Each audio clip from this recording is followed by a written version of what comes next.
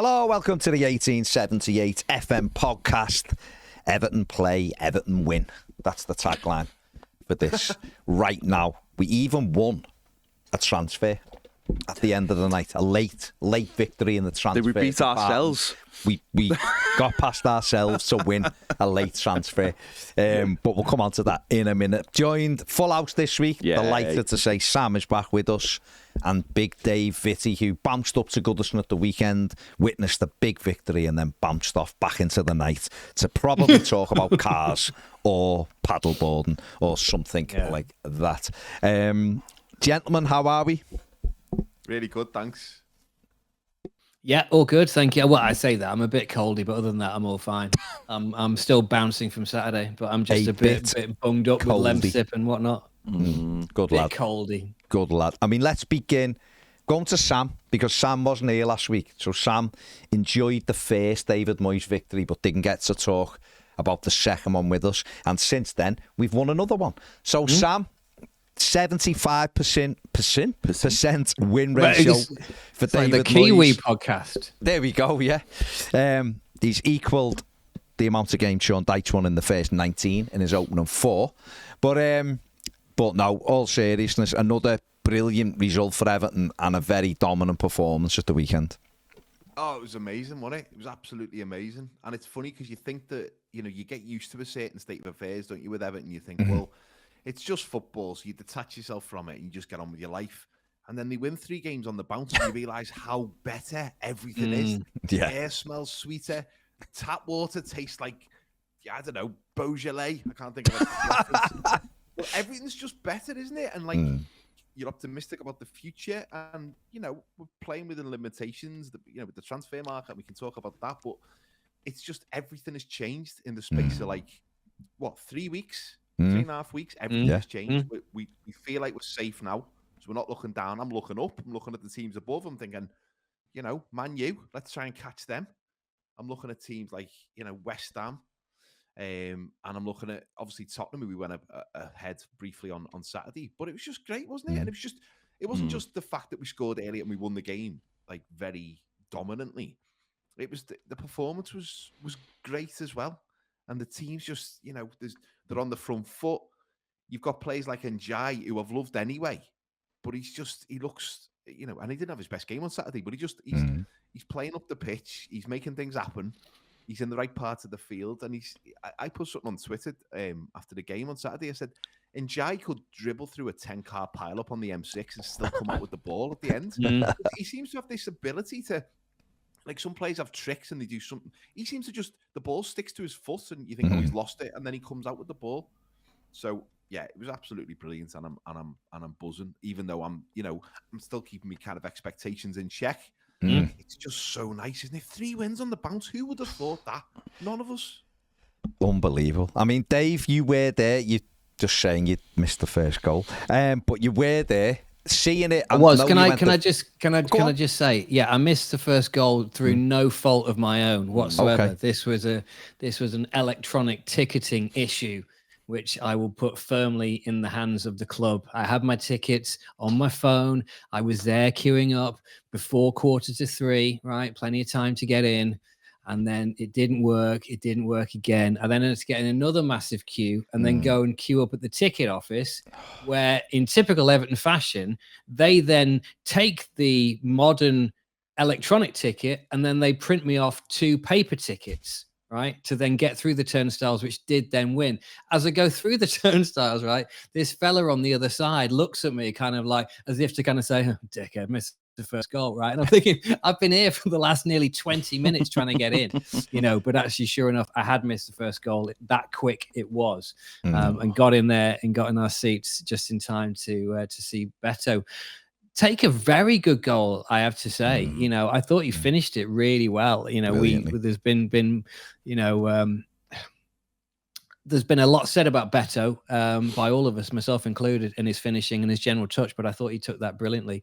But yeah, it was a great performance all around and completely dominant. I thought Leicester were dreadful, but that doesn't take anything away from how we played from the off. And it was just good to see that attacking intent literally from the first whistle, and still going, and and Jai scoring at the end in well, just to sum up what Sam was saying as well, just the way that he picked up that ball was sort of, he wasn't even going in the right direction, and he somehow managed to kind of like dribble through a couple of players and still shoot, and that's just him all over, as you say. It's like the ball stuck to his feet, but a thoroughly deserved win. And personally, I'm getting a bit bored with it now. I mean, just every week it's just another 3 points. I mean, it's just, where's the fun and where's the interest in that? But well, I'll tell you where the interest could be, actually, and what our short-term aim should be as a football club and a football team is to be able to be 3-0 up and not still cacking our trousers that we're going to throw it away. Because I think I certainly, until the fourth went in, I was like, this isn't over. No, I know, because we've seen it before. Yeah. It is the first time in Premier League history that Everton have been 3-0 up at home at half-time. 3-0 up in back-to-back games at half-time. So there you go, a little bit of thingy there. I mean, Ped, just tactically, there's been big changes, hasn't it, that this manager's made since he come in with essentially the same, in fact, not quite the same players, because we've had 2 bad injuries last week at Brighton, but the tactical changes are a big thing. And just a mentality shift, because I don't know about you, but going into Goodison now just feels totally different. Yeah, it's for David, isn't it, anyway? There's an aggression, isn't there? I mean, it's not. I don't know if you've actually. You're talking about me at the turnstile, or just generally the start? Right, okay. I don't think you have to even call it a tactical change. I think there's an aggression, and I think what the gents just alluded to there. It is a tactical change because our fullbacks are so much. No, but it's just aggressive. It's just being aggressive, and as you know, seeing Njai in the last minute, desperate to score a 4th goal. That's hunger. That's a hunger that wasn't there before. So that's not. I don't see that as tactics. I just see that as giving the players something a little bit more that they want, that they've been willing to have. Yes, you can add the tactical layers onto it. Players being higher up the pitch, being more aggressive, starting positions of those players. But just that in the first place, that having the desire to want to score that goal in the first minute, having the desire to want to go and get a second one and go and get a third one, wanting to get a 4th one when the game is practically over anyway, just to, even if it just makes everyone feel better, it caps off a great day. And that's what people want to see. I mean, what I really enjoyed about Saturday was seeing so many people going to Goodison Park, possibly for the last time.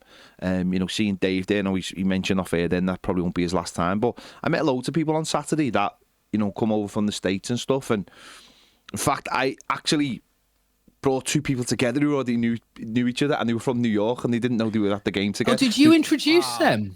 No, not though. At the end of the game, Dave. So at the end of the game, someone come up to me who I've known for years from New York, and I took them to meet the people we met before the game, because they knew each other. They used to go to Mr. Dennehy's together in New York. So my auntie at Turn Mills or something instead. But anyway, carry on. Because they don't live in the city anymore. Yeah. Longer story. So it was so nice to see so many people just so happy that, because it wasn't just a game that we spawned, which you can do now and again. So to see people come to the match, possibly be their last game ever at Goodison Park, and that be their last game. That leaves a lasting memory. It really does. Longer than Dave not being able to go to 2 turnstiles, which will happen, of course, because Goodison's an old rickety stadium, and even with the newest technology, it still doesn't mean everything's smooth sailing. That's just part of going the game at Goodison that you learn. But it's so nice to see those people be able to come to a game and not walk away like we have done so many times this season, where it's just like. You think you just can't wait to feel but you can't wait. You can't wait to leave the stadium. You can't wait to leave the stadium. You can't wait to leave Goodison. You're longing for the. You're like, let's just get to the new stadium now. This place is a joke. Whereas on Saturday, I actually felt of course I'm gonna miss this place, and I'm gonna miss days like this, and I'm gonna miss people having that opportunity to go to Goodison Park, and that's the emotion I took. It was great that it was 4-0, but the emotion of seeing so many people happy was so much better. I was thinking, we'll come to you now, Dave, but I'd got to the stage where I couldn't wait for this season to be over. Exactly. I hated going to Goodison and wanted the season done. And we actually I seen Jay Munsey, who's one of our Premier members, but I seen him in the downstairs in the concourse, if you can call it. That's more like a con. It isn't quite a concourse because it's not big enough. It's just a con. And and to shake me hand, he went, "Why are your hands all red?" I was like, "That's how much I've clapped today." Yeah. Which is like a it's like I've been out in the snow for hours and come in and put my hands by the fire. It's a rare injury, isn't it? It was a rare injury. One of the worst, Dave, I think. But sorry, what were you going to say, Dave? Apologies. No, I was just going to say that I went past the new ground on the way to Goodison, and it was an interesting kind of changeover, if you like. The old and the new, or the new and the old, because there was plenty of people. Obviously, it was a beautiful sunny day. There was lots of people milling around the new ground, and just there was not an atmosphere there, but there was a sense of people and fans already being part of the new ground, and then to go to the old ground, and it was just a good atmosphere all around. It was really lovely. Have you, Dave, just before I get back to Sam, have you noticed that? Do you feel like that now with the last couple of games since David Moyes come back, that there's a shift in sort of like the energy there, that maybe everyone had just sort of settled for much less with the previous regime, maybe? I just feel like there's a real change in the atmosphere. I don't know whether that's just me. I don't know. I'm just asking you because obviously you went to the Villa game, which was the first game, and then obviously Saturday, which was a very different game.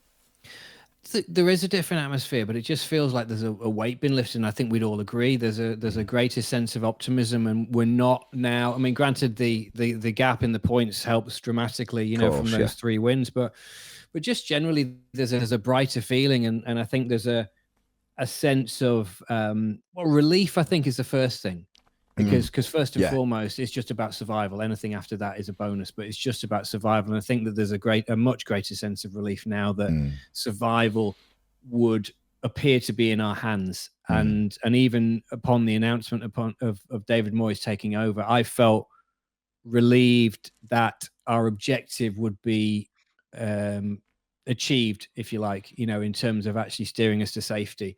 And so far he couldn't have done more really in these first 4 games to cement that feeling. And there's an optimism, and the nice thing is now is that for the remaining days at Goodison Park, like Saturday was, that the fan base can actually enjoy it, and celebrate the last, their last trips to Goodison, as opposed to going there and it just being a thoroughly depressing experience, which it could have been, had things not changed and had we carried on the same course that we were traveling before.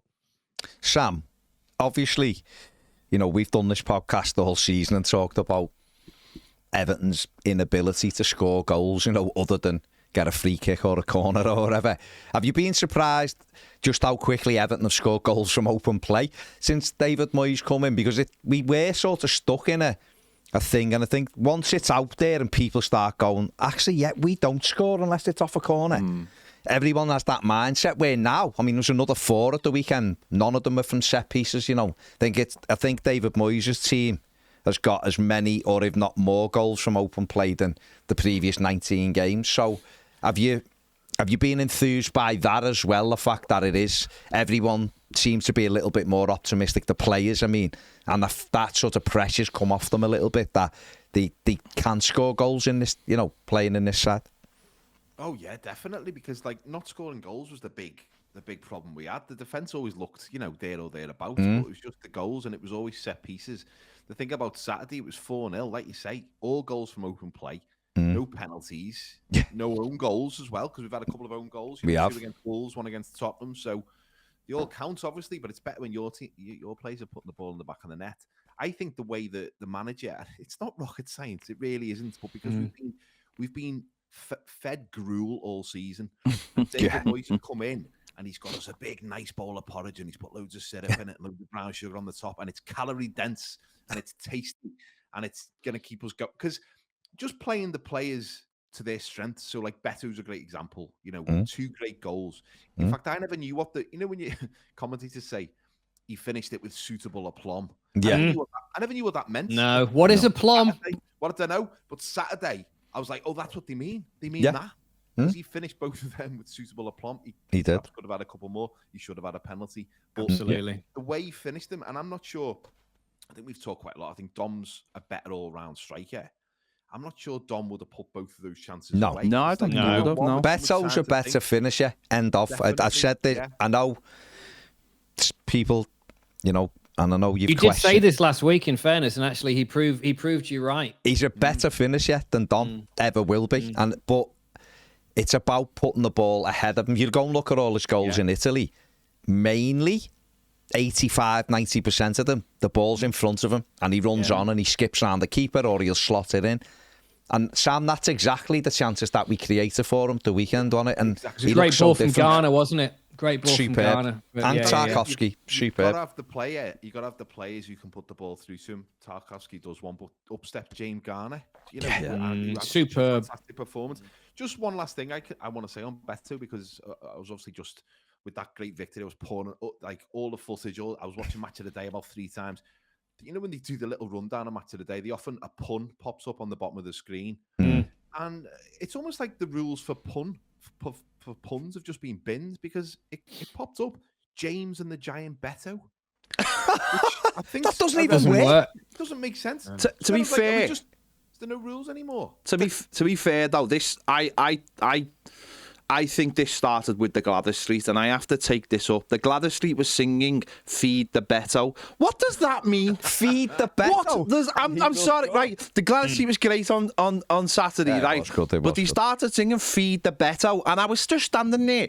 And by the way, quite. This was just What about feed Beto? Wouldn't that be better? I just like, what's a Beto? Yeah. And this was not long after. No, what would be amazing if a Beto was a goat in a different language. Maybe they know something that I That would don't. be unbelievable. Maybe there's some kind of animal expert Well, right in the middle of the Gladys just Street. on the Gladys Street, so you were singing Spirit of the Blues in the second half. And a few people... harmonies? A few people went falsetto. Oh my God, I was that's sat there. amazing. Honest to God, I was sat there and we were listening and the ball had gone out and a couple of people went falsetto and I went, amazing. who took the falsetto? It No, was no, amazing. and everyone Honestly, started people laughing. in the Gladys Street, Amazing. we were all just looking around because there was one John section, Lennon there was one Paul section McCartney. singing harmonies, and the other, it was brilliant. It was But the brilliant. other thing I have to take umbrage, but it's fine now, is, and I hate this, right? They were singing songs about Jamie Vardy's wife, right? Yeah. Fine. But no, when will we learn? Don't sing songs. Till he was off the pitch. Yeah, wait till he goes off When the he pitch. went off, all day with it. I'm standing there going, what are you doing? Red, this is a big red flag to They a ball. did sing Jamie Vardy, he's won more than you. Oh, let and then them- the next minute, the abuse they got was incredible. And it was almost as if a cup someone went. Yeah. You do know that these have won like the 4th most leagues, don't you? And then all their end just went, oh, But yeah. but don't quieten sing down. songs.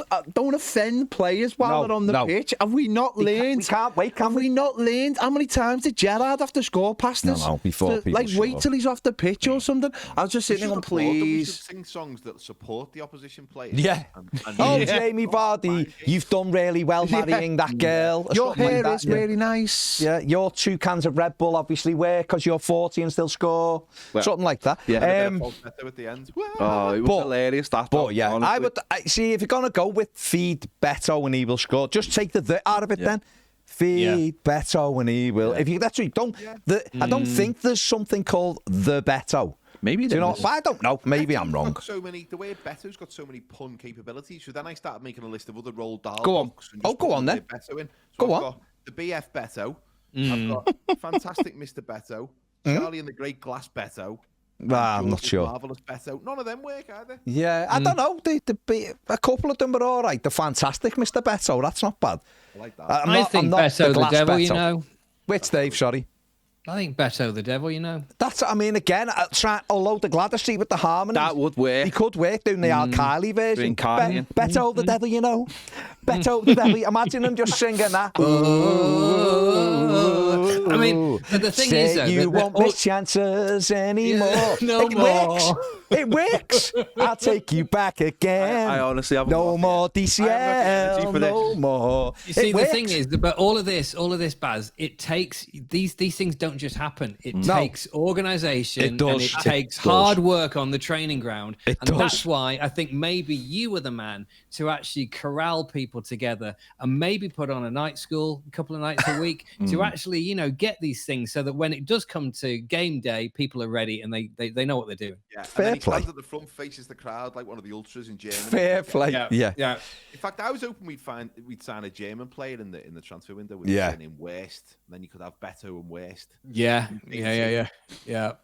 Never happened. I mean, it's a bold one, but seriously, just for like to cap this little bit off, going forward, then are we feeling more confident now that we can sort of chase down those teams above us? Because we are.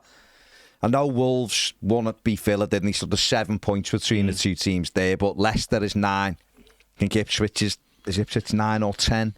And Southampton are gone, aren't they?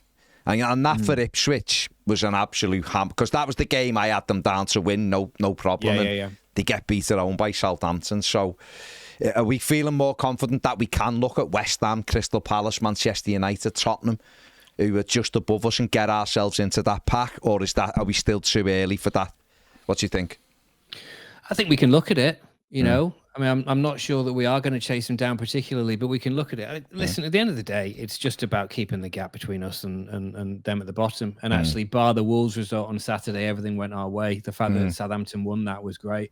Yeah, it was. You know? So yeah, I mean, I was hoping that the Villa were going to turn that around, but you know, no. Other than that, it was all good.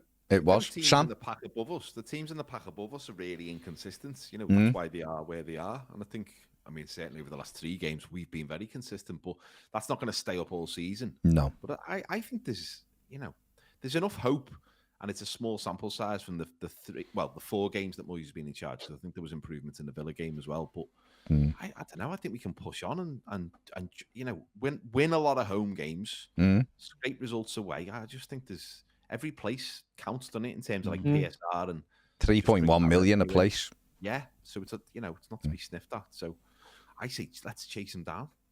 I think we just have to find a level of consistency, don't we? We're not going to win every game, of course, you know. But I think we just need to find that like higher level of consistency. Performance level. Because obviously the performance level will move into winning points, won't it? But if we can just find that level that actually sort of, so it's not just where we've won 3 games and then we go back to being the same team we were. We can just get like a level of performance, which means probably picking up.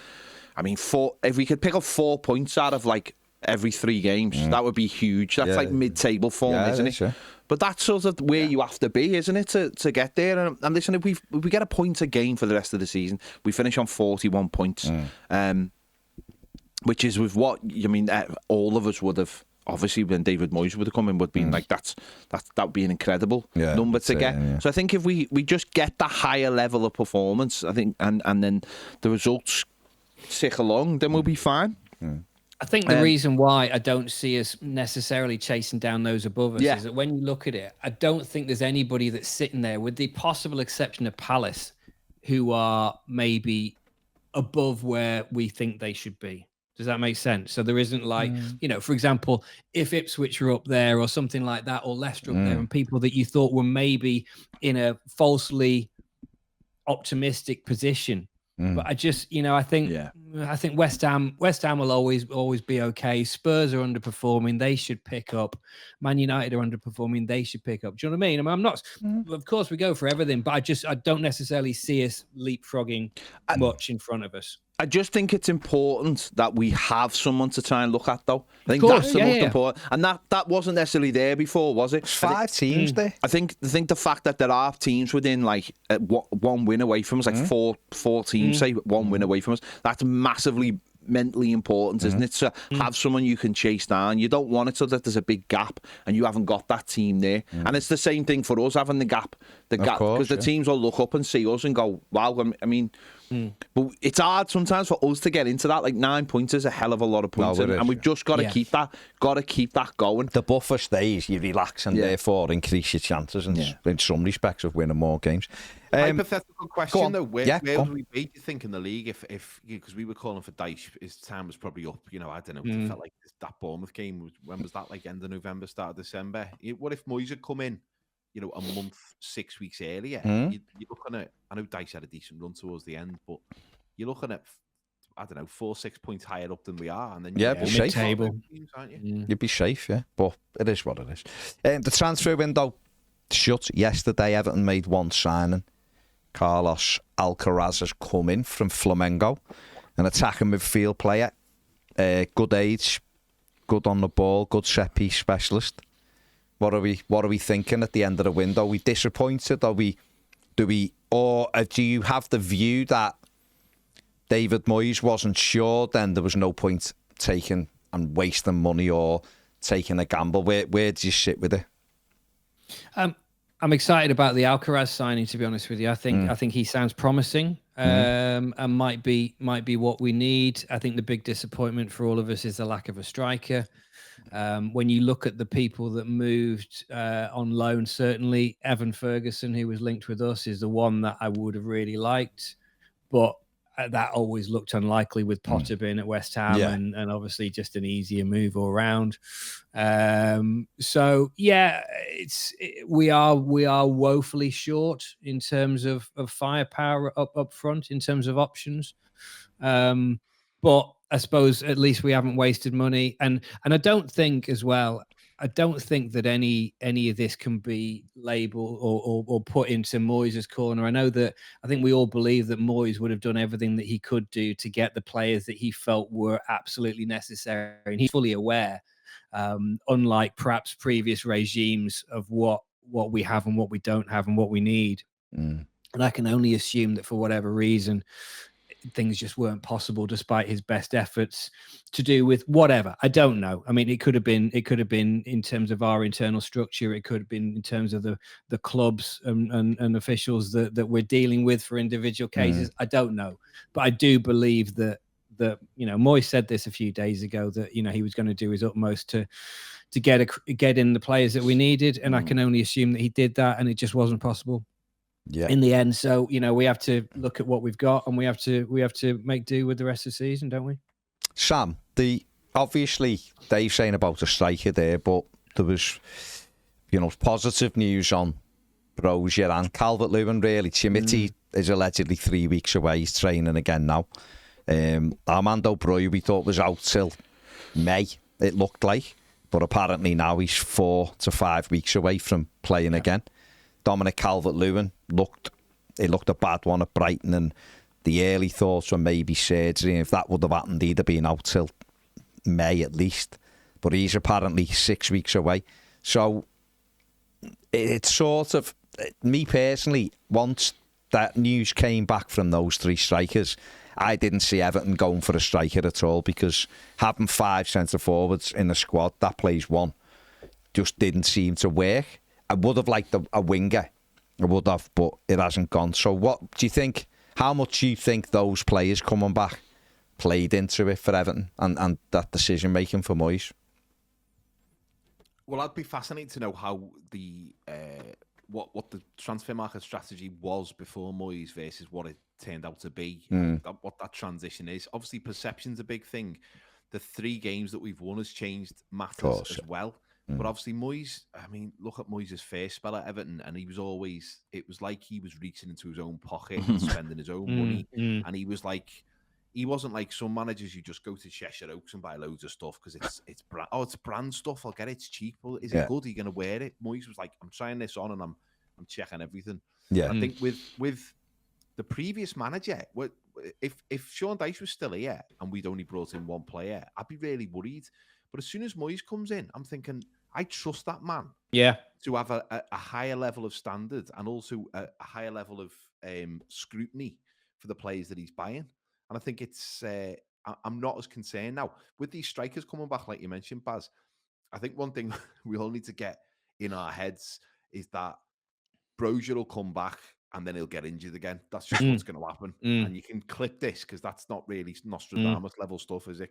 And DCL potentially. Potentially DCL. Although I think he's been all right, hasn't he, the last sort of 18 months. But it's, with Beto playing the way he's played, certainly on Saturday, players coming back, I think I'm less concerned with that.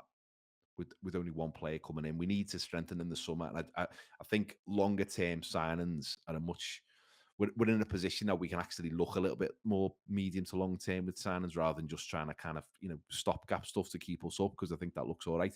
I also want to just give a massive shout out to you, the Toffee TV lads, for the transfer deadline stuff you were doing yesterday when there was nothing to talk about, nothing to report, but you somehow made it really entertaining. Did your food arrive in the end? That's my question.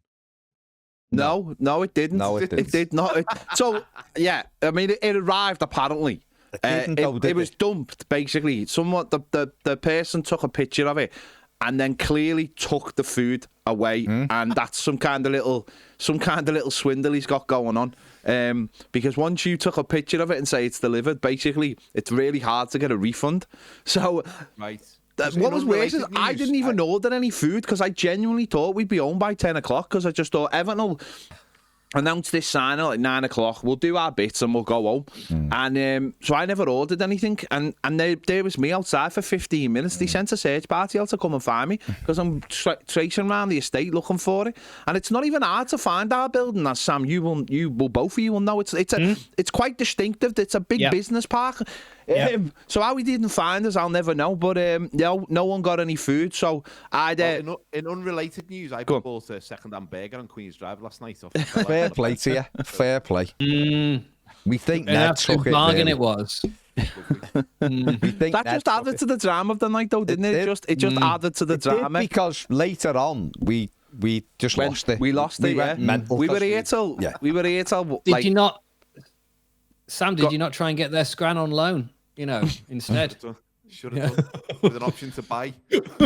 We were here till like what after like 12:30, and honestly we hadn't eaten all day, and it just turned into an emotional wreck. But it was all in the name of entertainment. It was, yeah. We had the laugh, and it was one of those things. But yeah, listen, the window's shut now. Alcaraz, like Dave said, I think he gives us something we haven't got. Yep. Different profile to what we've got, and hopefully he'll do well, and hard worker and good with set pieces and stuff. So hopefully he'll force his way in, and hopefully Everton will make the deal permanent, because that'll mean he's done really well, and that's what we're looking for. So seems keen, done well at Southampton. So yeah, it should be. I do wonder as well whether some of the things Moyes said about players was given there to give the players a kick up the arse who were at the club already, as in to say, without saying, "You're not good enough." He basically said, "You're not good enough," and let's see if we can get a response. And maybe if players hear that rather than being told in a different way, they'll respond to it. So I think obviously some of them have, and some of them are fighting for the futures. They know that. There's an idea that players will leave on loan at the end. Will leave at the end of the season on free transfers. But I imagine most of the players who are at Everton at the moment want to stay at Everton. The players who are on loan at Everton will want to stay at Everton. Does Lindstrom really want to go back to Napoli where he wasn't playing? He wants to play in the Premier League. He wants to play where maybe he feels like, because he has been playing games and he'll probably feel like, I'm getting games under David Moyes. I want to stay here. There's an opportunity. These are going to have a big reset. There's no way I can imagine Decore or Adesanya Gay want to leave the Premier League. I just can't see it. I don't think they're both clearly still very hungry to play football. Yeah. So I think it is still a message to somebody. I'll be amazed if both of them are here next season. No, but I could see both of them being offered a year contract, though, just because there are so many players. Ghana will be. I just think that there's so many players out of contract that you don't want to have such a big turnover in the summer. You're asking quite a lot to say, we're going to bring quality in, and you're going to need like 5 or 6 top. Decore, in my opinion, can't stay on what he's on. No, but that's fine. That's it. You're fine. Trying to bring a wage bill down. I don't think anyone who's in their mid-30s should be staying on anything that they're on. But that's to do with their hunger, isn't it? Is Decore really going to Saudi Arabia on huge money? I don't know. No, of course he's not. It's just a kind of game, mate. But Decore's not a name. Jessica Gay's a bit of a name, played for PSG and stuff, but Decore's not a name. He's not earning that kind of money. Decent money, though, mightn't he? So I think people will be playing to stay at Everton. I think that's a big motivation. Interesting. It'll be interesting anyway. But like I said, it's if he didn't think he could get better, that was going to come in and force its way into the team, then maybe we trust him enough to go, right, your judgment then. You think, what's the point in bringing people in and wasting wages or... Better that than the other way, isn't it? I mean, certainly better to be of Moyes' mentality and be whatever shrewd and thrifty or all of those words that we'd sort of associate with him, rather than just going and wasting. I mean, the amount of money that this club has wasted on the wrong players over the years is criminal. And actually, if he thinks that he's got enough, then so be it. Ironically, the one thing we could have done with, and he would have celebrated his 55th birthday today. Super Kevin Campbell, who we must doff our hat to. Yeah. Imagine having him for the rest of the season. That would have made a big difference. Absolutely. Happy birthday to Kev. I know we're finishing now, but we done some of these on Rana Tower.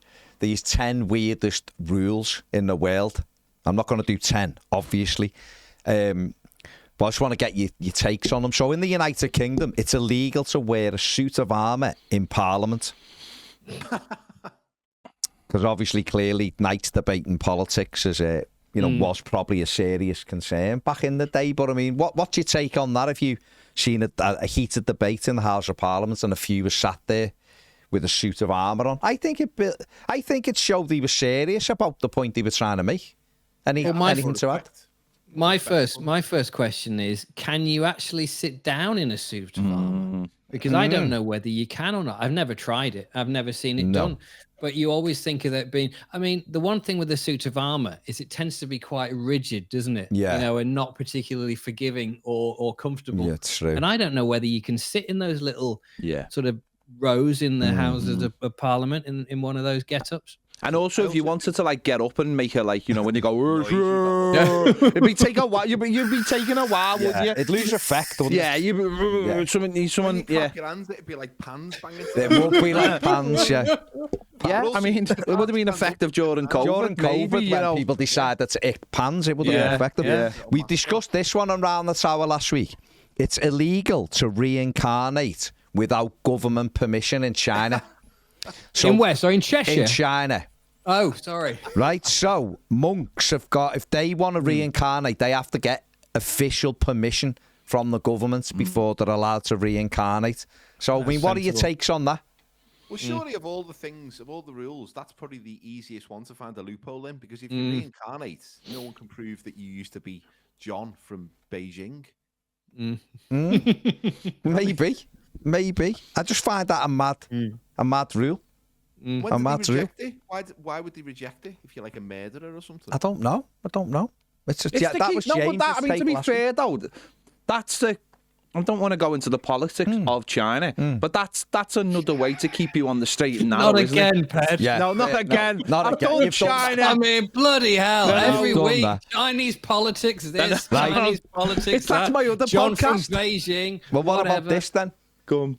It's illegal to run out of gas on the autobahn in Germany. When you say gas, you mean like petrol? Petrol. That's it does make sense. And actually, that's a responsible law. Okay. You should have like that one. A full tank. We're all right with that. We're all right with that. The Germans again, efficient. If Commons dressed as a knight, I'd be doing that right now. Yeah, fair, you would. Fair Why play. are you a seal? I know. I don't know. He just fancied it. It's a crime to be drunk in a bar in Alaska. Yeah, See, I'd have thought that there's very little else to do in Alaska. Yeah, than that. But if anyone's ever watched any noir sort of dramas in Alaska, and there are a few, are there? You would understand that because it can be like Eternal Night. You wouldn't know. Not like sorry, what you meant. Not those Eternal Nights. Yeah. Well, the thing is, you get bladdered in a bar in Alaska. You walk out, you walk the wrong way. The next minute, you're in the tundra, and there's a polar bear about to punch your face in. And you've run out of petrol, and then you're not in petrol, and you haven't got your suit on. And also, you haven't asked permission to be reincarnated. You're having a nightmare there. You've had a nightmare. Hey, hang on. Right. Tundra's the name of the nightclub in Alaska. In Alaska, the Tundra. Just sticking with the drunk theme. Yeah, feed the Tundra. You're not allowed to ride a cow while drunk in Scotland. Once again, sensible. They know the Scots. They know what they get up to. How did this become an issue? Was there loads of Scots riding cows? Bevied. Can the cow be drunk, or is it the human, the operator? I think it's the operator. I think. I The don't cow know. can be as bladders as it wants. It just. But my only thing is I'm worried Completely about how this has uddered. become a law. Was there a real problem? Clearly, there was a real problem. Was this written down in black and white? They got in the House of Commons. Half of them couldn't stand up to vote on it. And it Moo. passed. It passed. I've done two cow jokes and you've all let it right. No, we all heard the cow jokes. Shite. Use your crap. We all heard them. Dave didn't even give a sound effect. Stop being a cow. You can't flush the toilet after 10 o'clock in the night in an apartment in Switzerland. It's considered noise pollution. Supposed to eat a lot of chocolate, so it means that the turds might be quite heavy. Yeah. But say that must mean you might need to go after See, so you just can't flush that it. doesn't feel very neutral, does it? Doesn't. It doesn't. Doesn't feel very That feels very like, you know. Because Yeah. you'd end up not flushing or using the sink, and either. Sam. Hey, don't shoot the messenger. I mean, listen, yeah, things are for number ones, but not for number two. From a dietary point of view, though, that's also a good thing, isn't it? Because that might mean that the people eat at a certain time, and that makes it better. Yeah. You'd be Better for sound you, over better. there. Yeah, I'm sound over You'd be there. sound 10 over o'clock, there. I'm buzzing. You'd be fasting. And then finally, it's illegal to let your chicken cross the road in Georgia, USA. In They're just Quitman, wankers. Georgia, you can't let your chickens run. They've just What, you got mean like no chicken respect for jaywalking? jokes. No, the which? Like chicken jaywalking, because Yeah. that whole they have jaywalking in the States, don't they? I Yeah, don't know whether they in do. every state, but certain states you can't just wander across the road. You get Yeah. done No. for that. Which again is sensible. Fair That's a play. sensible Driving down the rule. road, you don't want chickens randomly We running don't want across the people road. randomly Or crossing the road. stupid Americans, none of them. No. Other gets punished? other The stupid people- nationalities are available, of course. Does the owner get punished or the chicken gets punished? 'Cause if you put a chicken in a cage, they're like, well, I was here before. Put them in the anyway, so- KFC. Yeah. I was here anyway. Just show him a picture of Colonel Sanders and go, he's coming for you. Show them to anyone and say that and they'd run. Feels a bit harsh. Yeah, I mean, he does have that look about him. Yeah. It does. Yeah. I think I'd be running over the road if I ran into Colonel Sanders. Colonel Fair Sanders play. can't I don't want to know what's in a Absolutely. secret No. sauce. I'm not being funny. My cow joke got nothing, and that got a laugh. It's tremendous. That's Honestly, time to end this podcast. Right, let's leave it there. Nice one, boys. Superb, as Cheers. always. Make sure you like, subscribe, do all that. Give it 5-star ratings on all your Boss podcast listening. And we will see you later. There's the crowd. Take it easy. Bye. He's been-